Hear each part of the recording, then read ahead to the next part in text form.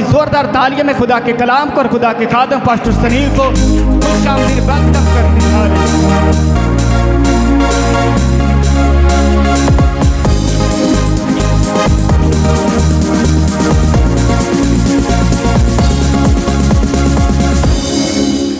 Hallelujah.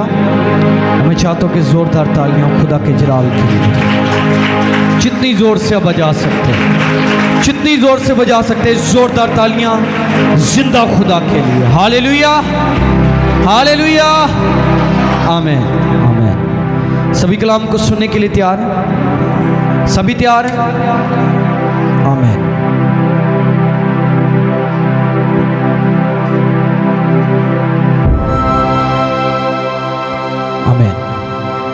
कितने लोगों को याद है कि पिछले संडे हमने खुदा के कलाम में से क्या सुना था और सीखा था?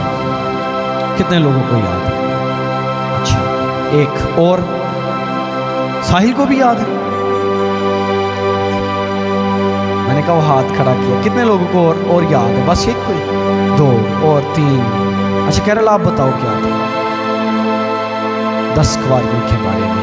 हमें हमने इसके बारे में सीखा था कि हमने अक्लमंद कुंवारियों की तरह बनना है क्योंकि उसका दिन आने वाला है। आमीन, आमीन।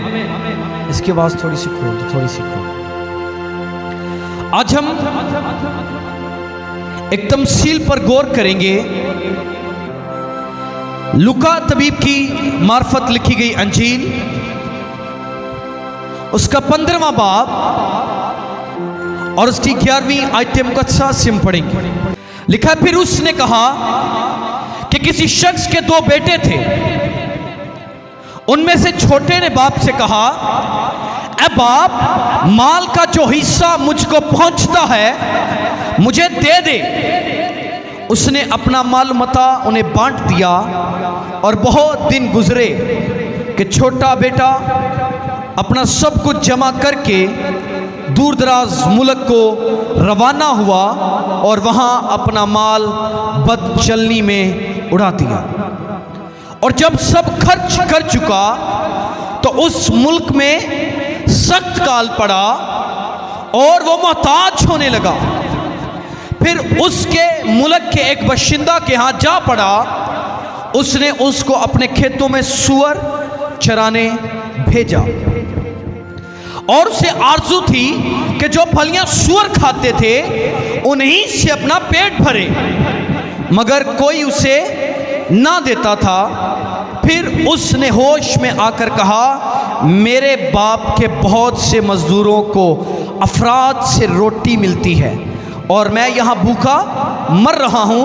मैं उठकर अपने बाप के पास जाऊँगा और उससे कहूँगा, ए बाप, मैं आसमान का और तेरी नज़र में गुनाहगार हूँ। अब इस लायक नहीं रहा कि फिर तेरा बेटा कहलाऊँ। मुझे अपने मज़दूरों जैसा कर ले। बस वो उठकर अपने बाप के पास चला।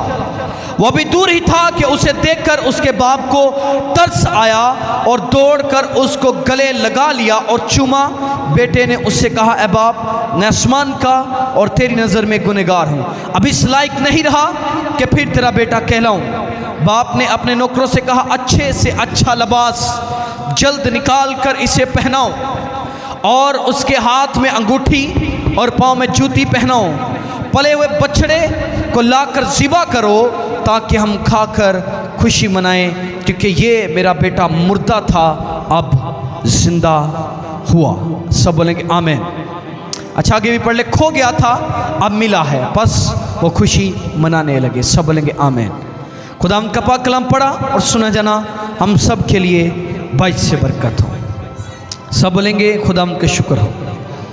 सब बोले खुदाम का शुक्र हो। अच्छा, मैं आज आपको सिखाना चाहता हूं मुशर्रफ बेटे के बारे में। इसके बारे में आपको बाइबल में पूरी तफसील मिलेगी कि किस तरह वो अपने बाप से अपना हिस्सा मांगता है और अपने बाप के घर को छोड़ देता है। छोड़कर वो चला जाता है और जो इसका हिस्सा जायदाद में, दौलत में उसका होता है, वो लेकर जाता है और क्या करता है, बाइबल कहती है अपना सारा माल क्या करता है, बदचलनी में उड़ा देता है, बुरे कामों में, गुनाह में वो अपने माल को, वो अपने हिस्से को उड़ा देता है। आज मैं इस रेफरेंस से आपको सिखाना चाहता हूं, आज इस बेटे की तरह, मुशर्रफ बेटे की तरह हम भी आज इस तरह के हो चुके हैं। बहुत सारे लोग आज मुशर्रफ बेटे की तरह भटक चुके हैं। वो अपनी लाइफ में जहां से वो उठे थे वो फिर से बैकवर्ड हो चुके हैं। जहां से वो उठे थे वो फिर से वहां पर चले गए हैं। क्यों चले गए हैं? क्योंकि बाइबल कहती है इब्लीस मारने के लिए आया है, वो घात लगाए बैठा है कि कब मौका मिले और कब मैं गिराऊं। बहुत सारे लोग मुशर्रफ बेटे की तरह आज भी बैकस्लाइड होते हैं। मैं आपको हमेशा सिखाता हूं, दुआएं करना, स्पिरिचुअल लाइफ शुरू करना, स्पिरिचुअल जर्नी शुरू करना कोई मुश्किल काम नहीं, बल्कि उसको संभाल कर रखना क्या है, मुश्किल काम है। उसे संभाल कर रखना, स्पिरिचुअल जर्नी शुरू करना मुश्किल काम या बड़ा काम नहीं है, बल्कि उसे संभाल कर रखना और संभल कर चलना ये बड़ा काम है। आमीन, आमीन, हालेलुया। आपने अपनी प्रेयर को स्टार्ट किया, आपने बाइबल रीडिंग को स्टार्ट किया, यह बड़ी बात नहीं, बल्कि आपने जो शुरू किया आप उसे हमेशा और ता क़यामत तक, अपने जी उठने तक, इस दुनिया में जब तक आप हैं तब तक उसको करते रहे। यह बड़ी बात है। हालेलुया। कितने इस बात को समझ रहे हैं जो मैं आपको समझाना चाह रहा हूं? स्पिरिचुअल जर्नी शुरू करना बड़ा काम नहीं, बल्कि उसे मेंटेन रखना बड़ा काम है, उसे बरकरार रखना बड़ा काम है। हालेलुया। इब्लीस मारता है, वो गिराता है, और बाइबल उसके बारे में कहती है वो शुरू से खूनी है, वो झूठा है, वो इसलिए आया ताकि हलाक करे, लेकिन खुदा इसलिए आया ताकि हम जिंदगी पाएं और कसरत की जिंदगी पाएं। ये मुशर्रफ बेटा जो बैक स्लाइड हो चुका था, खुदा ने उसे एक दूसरा चांस दिया, और दूसरा चांस क्या दिया, उसके लिए अच्छी से अच्छी पोशाक मंगवाई गई, उसे पहनाई गई, उसके हाथों में अंगूठी पहनाई गई, और उसे फिर से बाप ने अपनी जायदाद में, अपनी विरासत में शामिल कर लिया। और ये खुदा की नेचर है, ये खुदा की फितरत है। हालेलुया। इब्लीस मारता है, वो हलाक करता है, क्योंकि बाइबल कहती है वो शुरू से खूनी और झूठा है। जिस तरह उसने मुशर्रफ बेटे की स्पिरिचुअल जर्नी को डिस्ट्रॉय किया, उसे बैकस्लाइड किया, वो वापिस गया वहां पर जहां से इंसान उठकर निजात के दायरे में आया है। Hallelujah, hallelujah. कितने समझ रहे इस बात को? वो फिर से बैकस्लाइड हुआ, गुनाह में चला गया। ये तमसील जो है ये खुदा के बारे में और इंसान के बारे में हमें सिखाती है। आमीन, आमीन। याद रखें, आज इस रेफरेंस से मैं आपको गुड न्यूज देना चाहता हूं। आपके लिए और मेरे लिए गुड न्यूज ये है, आपने और मैंने कितने भी बड़े गुनाह क्यों ना किए हों, वो गुनाह चाहे हमने, मैंने और आपने अनजाने में क्यों ना किए हों, याद रखो खुदा आपको सेकंड चांस देना चाहता है। खुदा मुशर्रफ बेटे की तरह आपके लिए पाए फैलाए खड़ा है, क्योंकि वो तरस से भरा हुआ खुदा है, वो शफकत से लबरेज है, वो जिंदा खुदा है जो आपसे प्यार करता है। हम कितने भी गुनाहगार क्यों ना हो, हम कितने भी गलीज और गंदे क्यों ना हो, वो फिर भी गले से लगाता है, सीने से लगाता है और गुनाहों को धो देता है। मुशर्रफ बेटे की तरह खुदा आज भी आपके लिए अपनी बाहें फैलाए खड़ा है कि मेरे बेटे लौटा। और जब हम लौट आते हैं तो वो कहता है ये मुर्दा था लेकिन अब ये जिंदा है। आप और मैं जिंदा खुदा के जिंदा बेटे और बेटियां हैं। हालेलुया। वो नहीं चाहता कि हम गुनाह में मर जाएं, क्योंकि बाइबल कहती है गुनाह की मजदूरी क्या है। जी बोलो क्या है? गुनाह की मजदूरी क्या है? खुदा बाइबल कहती है किसी की हलाकत नहीं चाहता, बल्कि वो चाहता है सबकी तौबा तक क्या हो, नौबत पहुंचे। आमीन आमीन। कितने इस बात को समझ रहे हैं? खुदा क्या चाहता है कि सबकी तौबा तक क्या हो, नौबत पहुंचे। आमीन। मैं आपको कहना चाहता हूं, बताना चाहता हूं, यह मुमकिन है कि आपने अपनी लाइफ में गुनाह किए हों। आपको लगता हो कि शायद अब इन गुनाहों की माफी नहीं, मैं जो कर रहा हूं, जो मैं कर चुका हूं, मैं इससे आजाद नहीं हो सकता। मुशर्रफ बेटे की तरह स्टेप उठाओ, बाप की ओर बढ़ो। आप गुनाह में हैं, आप गुनाह को छोड़ना चाहते हैं, आप छोड़ नहीं पा रहे। आप अपनी स्पिरिचुअल जर्नी को, जिससे आप बैक स्लाइड हुए, आप फिर से शुरू करना चाहते हैं। याद रखें उसका एक ही वाहिद रास्ता है कि अपना बोझ उसे दे दो, क्योंकि वो आपकी और मेरी फिक्र करता है। उसकी हज़ूरी में बैठ जाओ और उससे बोलो खुदावंद ये गुनाह जो मेरी जिंदगी के अंदर है, जिसका मैं इरादा नहीं करता लेकिन फिर भी मुझसे हो जाता है, मैं अपना बोझ आज तुझे देता हूं, क्योंकि तेरा कलाम कहता है, तूने कहा कि अपना बोझ मुझ पर डाल दो और मेरा जुआ लो जो हल्का और मुलायम है, उसके जुए को ले लो। उसके हज़ूरी में बैठ जाओ और उससे बोलो खुदावंद मुझे तेरी जरूरत है, मैं अपना बोझ तेरे ऊपर डालता हूं। तब देखो खुदा मुशर्रफ बेटे की तरह आपको सीने से लगाएगा और आपको एक अच्छी पोशाक, वो इज्जत वाली पोशाक पहनाएगा, वो इज्जत, वो रुतबा, वो वकार जो अबलीस ने आपसे छीना, वो फिर से खुदा दुगना करके आपको वापस लुटाएगा और हमेशा की जिंदगी अता कर देगा। हालेलुया।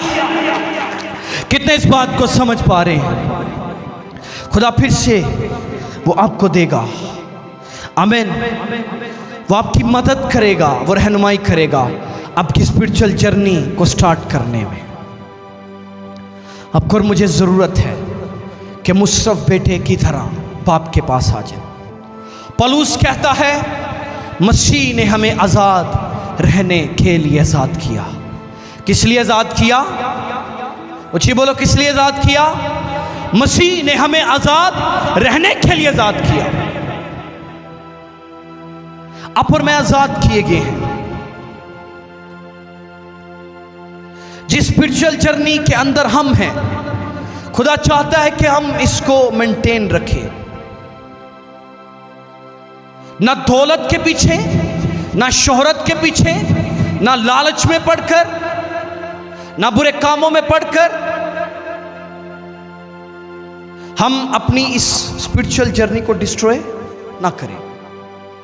याद रखें, जब आप अपनी स्पिरिचुअल जर्नी को, इस सफर को आप जान जाएंगे और बरकरार रखेंगे, स्पिरिचुअल जर्नी में आप चलते रहेंगे, याद रखो दुनिया की बरकतें आपका पीछा करेंगी। हालेलुया। खुदा वो करेगा जो इंसानी सोच ना कभी सोच सकती है ऐसा, और ना कभी हम वहाँ तक पहुँच सकते हैं। खुदा आपकी और मेरी पहुँच से भी बढ़कर काम करेगा, आपकी और मेरी सोच से बढ़कर काम करेगा, जब हम स्पिरिचुअल जर्नी को बरकरार रखेंगे, मेंटेन रखेंगे। आमीन आमीन। बाज़ औक़ात हम मुशर्रफ बेटे की तरह सिर्फ इतने में ही खुश हो जाते हैं और बैकस्लाइड हो जाते हैं। अपने इस स्पिरिचुअल सफ़र को, रूहानी कामों को जो हमने शुरू किए, हम छोड़ देते हैं। हम इतने में ही खुश हो जाते हैं कि जो मिल गया यही शायद खुदा ने आपके लिए इससे भी बड़ा रखा। हालेलुया। शायद खुदा ने आपके लिए इससे भी बड़ा रखा है, लेकिन हम मुसरफ बेटे की तरह चंद पैसों से, थोड़ी सी जायदाद से खुश हो जाते हैं। याद रखें, खुदा ने आपको बादशाही का वारिस बनाया है। आप बादशाही पर, तख्त पर बैठने के लिए चुने गए हो। पतरस अपने खत के अंदर लिखता है कि तुम शाही कानों का फिरका, मुकद्दस कौम हो, खुदा की बरगजीदा नस्ल हो, खुदा की मिरास का बयाना हो। Hallelujah, hallelujah. खुदा शायद बहुत बड़ा आपको देना चाहता है, लेकिन हम मुसरफ बेटे की तरह थोड़े में ही खुश होकर अपनी स्पिरिचुअल जर्नी को डिस्ट्रॉय कर देते हैं। याद रखो, कभी भी जो आप मसीह में रहकर कर रहे हैं, अपने मुफाद के लिए नहीं करना। किसके लिए? अपने मुफाद के लिए नहीं करना। याद रखो, खुदा की प्रस्तिश इसलिए करो क्योंकि वो प्रस्तिश के लायक है, हम उसके लोग हैं, उसने प्रस्तिश के लिए चुना है। याद रखो, जब इस मेथड से आप चलोगे, उसकी इबादत करोगे, खुदा अंबार लगा देगा बरकतों के। हालेलुया। खुदा बरकतों के अंबार लगा देगा, आसमान को खोल देगा। आमीन, आमीन। खुदा की इबादत इसलिए करो क्योंकि वो खुदा है और हम उसके क्या हैं? लोग हैं। और हम चुने ही इसलिए गए ताकि हम उसकी क्या करें? क्या करें? याद रखो, इब्लीस मारने के लिए घात लगाए बैठा है। वो हमारी स्पिरिचुअल जर्नी को, जिसमें हम चल रहे हैं, वो संगत को, वो आपकी फेलोशिप को चर्च के साथ, आपके पास्टर के साथ, वो आपकी बाइबल रीडिंग को, वो आपकी प्रेयर को, वो आपकी फास्टिंग को डिस्ट्रॉय करता है ताकि आप इस स्पिरिचुअल जर्नी से निकल आए, ताकि वो आपको हलाक कर सके। खुदा आया इसलिए ताकि मैं और आप जिंदगी पाएं। आज मैं आपसे कहना चाहता हूं, अगर आप उस रास्ते से भटक चुके हैं जिस रास्ते पर चलने के लिए खुदा ने मुझे और आपको बुलाया है और चुना है, याद रखें, वो आज भी इस बाप की तरह जो मुसरफ बेटे के लिए बाहें फैलाए खड़ा और तरस से भरा हुआ है, इसी तरह खुदा मेरे लिए और आपके लिए तरस से भरा हुआ वो बाहें फैलाए खड़ा है। और क्रूस इस बात का सबूत है कि वो अपनी बाहें फैलाए आपके लिए खड़ा है कि मेरी बेटी, मेरे बेटे, लौटा, तू जो मुर्दा कहलाता है, मैं चाहता हूं कि तू जिंदा कहलाए, तू जिंदा कहलाए और जिंदों में रहकर तू जिंदा खुदा का बेटा ठहर कर तू इस्राएल के 12 कबीलों का इंसाफ करे। खुदा ये चाहता है कि आप उसके पास लौट आए और फिर से अपनी स्पिरिचुअल जर्नी को स्टार्ट करें। हालेलुया। खुदा सेकंड चांस दे रहा है। ये गुड न्यूज़ है मेरे लिए और आपके लिए। आपके और मेरे गुनाह बड़े नहीं, आपके और मेरे गुनाह चुंके छुपे नहीं हैं, वो फिर भी उन्हें हिसाब में नहीं लाता, बल्कि वो प्यार करता है क्योंकि वो जिंदा खुदा है और तरस से भरा हुआ खुदा है। आमीन, आमीन, आमीन। मैंने आपको बताया, पौलुस ने कहा कि मसीह ने हमें आज़ाद रहने के लिए, आज़ाद रहकर उस जर्नी को करें जो जर्नी आपने स्टार्ट की है।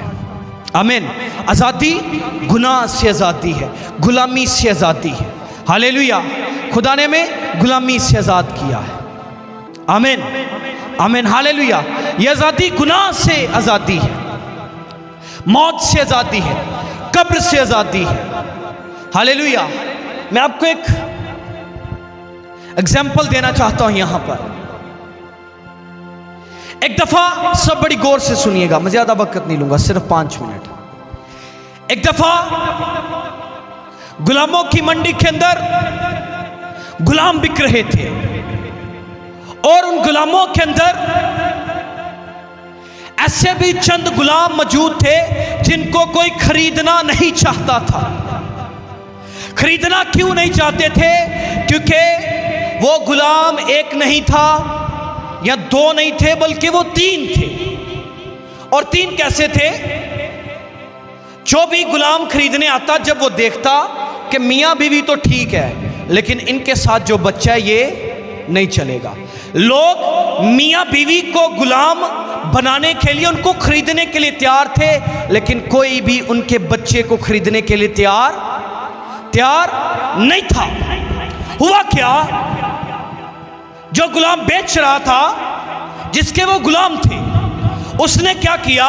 उसने हस्बैंड और वाइफ को, यानी कि माँ को और बाप को अलग किया और बच्चे को अलग कर दिया, ताकि मेरे गुलाम क्या हो? बिक सके। गुलाम उसके इसलिए नहीं बिक रहे थे क्योंकि मियाँ बीवी के साथ उनका बच्चा फ्री थे जाना सी, तो कोई बच्चे को लेकर जाने के लिए तैयार नहीं था। हुआ क्या? उनको अलग कर दिया गया, बच्चे को अलग कर दिया गया, और जब उनको अलग करके बेचा गया तो उनकी बोली हुई एक शख्स ने उन 2 गुलामों को, मियाँ बीवी को खरीद लिया, और बच्चा जो था वो वहाँ पर रोने लगा, वो गिड़गिड़ाने लगा, हाड़े पावे। उसको अलग जगह बेचना शुरू कर दिया उसने, उसके माँ बाप को अलग कर दिया। बच्चा रोने लगा, उसके माँ बाप को ले जाया जा रहा है, बच्चा रो रहा है, गिड़गिड़ा रहा है, आओ नाला कर रहा है। दुनिया जो वहाँ पर थी, जो भीड़ वहाँ पर थी, वो एक जगह जमा हो गई कि देखें इस बच्चे को क्या हुआ है। बच्चा रोता रहा कि मेरे माँ बाप से मुझको अलग मत करो, मैं अपने माँ बाप के साथ जाना चाहता हूँ, मुझे इनसे जुदा मत करो। बच्चा रोए चिल्लाए, वो नाला कर रहा है, वो चिल्ला रहा है कि कोई मेरे बाप को, मेरी माँ को रोके ताकि वो मुझे भी साथ लेकर जाए। हुआ क्या? वहाँ से गुलामों की मंडी में से एक बादशाह गुजर रहा था। जब उस बादशाह ने देखा कि एक जगह पर बड़ी भीड़ जमा है, तो बादशाह ने चाहा कि वो भी वहाँ पर जाकर देखे कि वहाँ पर क्या हुआ है। जब बादशाह उस भीड़ में गया, उसने देखा कि एक बच्चा रो रहा है, वो अपने सर को पटक रहा है, वो अपने आप को संसार कर रहा है ताकि कोई उसे छुड़ाए, ताकि वो अपने माँ बाप के साथ चला जाए। हुआ क्या? बादशाह ने उस बच्चे की कीमत अदा की और उसकी बेड़ियां खोल दी और उससे कहा, जा बेटा तू अपने माँ बाप के पास चला जा। जब बेटा थोड़ा सा भागा और एक जगह जाकर रुक गया, बेटे ने पीछे मुड़कर बादशाह की ओर देखा और फिर मुड़कर अपने माँ बाप की ओर देखा। बेटे ने सोचा, उस बच्चे ने सोचा, अगर मैं अपने माँ बाप के पास जाऊंगा तो मैं फिर से गुलाम का गुलाम रह जाऊंगा, लेकिन अगर बादशाह के पास जाऊंगा जिसने मुझे आजाद करवाया है, तो मैं आजाद फिरूंगा और आजाद चलूंगा और बादशाही करूंगा। हालेलुया। बेटे ने क्या किया? वो बादशाह के पास वापिस आ गया। बादशाह ने पूछा, क्या हुआ?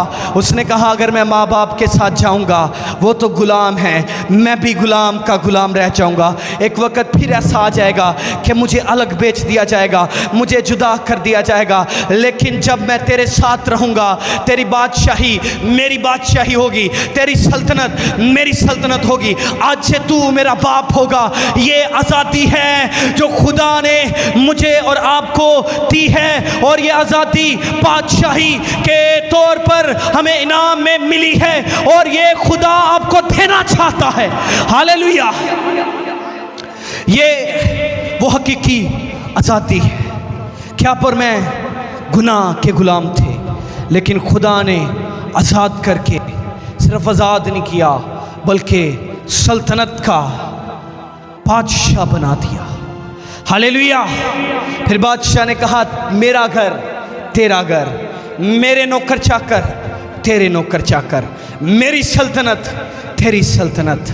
अगर बादशाह के साथ जुड़े रहोगे तो बादशाही करोगे, अगर गुलामी में जाओगे तो गुलाम के गुलाम रह जाओगे और हलाकत आपका मुकद्दर बन जाएगी। याद रखें, खुदा आपको सेकंड चांस देने के लिए तैयार है। अगर आप अपनी स्पिरिचुअल जर्नी को फिर से शुरू करने के लिए तैयार हैं, तो खुदा भी आपको सेकंड चांस देने के लिए तैयार है। याद रखें, इस सेकंड चांस में कदम स्टेप आपका है, वो आपने उठाना है, फिर खुदा काम करेगा। पतरस ने कहा, खुदावंद हमने सारी रात जाल डाला, एक भी मछली हाथ हाथ नहीं लगी। एक मुफस्सर ने इसके बारे में लिखा, उसने कहा कि रात को मछलियाँ इस्राएली नौजवान इसलिए पकड़ते थे क्योंकि रात के वक़्त में चांद की रोशनी के नीचे मछलियाँ आकर ठहरती थीं और तब उन्हें पकड़ लिया जाता था। और बेस्ट वे जो था, जो बेस्ट तरीका था, या आप लगा लें कोई बेस्ट वक्त या अच्छा वक़्त जो था वो रात का वक़्त था मछलियाँ पकड़ने का। पूरी रात जाल डाला, एक भी मछली हाथ। दिन के वक़्त में यस्सु कश्ती पर आ गया, सेकंड चांस दे दिया और कहा अब जाल डालो। दिन के वक़्त में जाल डाला जब मछलियाँ गहराई के अंदर होती हैं, और इतने जाल भर गए कि बाइबल कहती है उनके जाल फटने लगे, उनके जाल फटने लगे। याद रखो, कदम स्टेप आपका है, खुदा सेकंड चांस दे रहा है। पतरस की तरह, मुशर्रफ बेटे की तरह, मुशर्रफ बेटे ने कदम उठाया कि मैं जाऊंगा, वो गया, बाप ने सीने से लगाया। पतरस के पास जाल है, खुदा ने पकड़ कर जाल नहीं फेंका, खुदा ने पतरस से कहा अपना जाल फेंक दे। हालेलुया। मैं आपसे कहना चाहता हूँ, ये गुड न्यूज़ है आपके लिए। अगर आप गुनाह के अंदर हैं तो अपना जाल फेंक दो। मुशर्रफ बेटे की तरह अपने दिल में ठान लो और कदम उठाओ कि मैं अपने बाप के पास जाऊंगा। याद रखें, जब आप बाप के पास जाएंगे, वो बाप तरस से भरा हुआ बाप आपको अच्छी पोशाक पहनाएगा, आपको अंगूठी पहनाएगा, और वो आपके लिए बोलेगा मेरा बेटा पहले मुर्दा था अब ये जिंदा हुआ है। हालेलुया। और ये खुदा की फितरत है, ये खुदा की नेचर है। खुदा आज के कलाम के वसीला से मुझे और आपको बरकत दे। आए सब अपने सर को झुकाएंगे।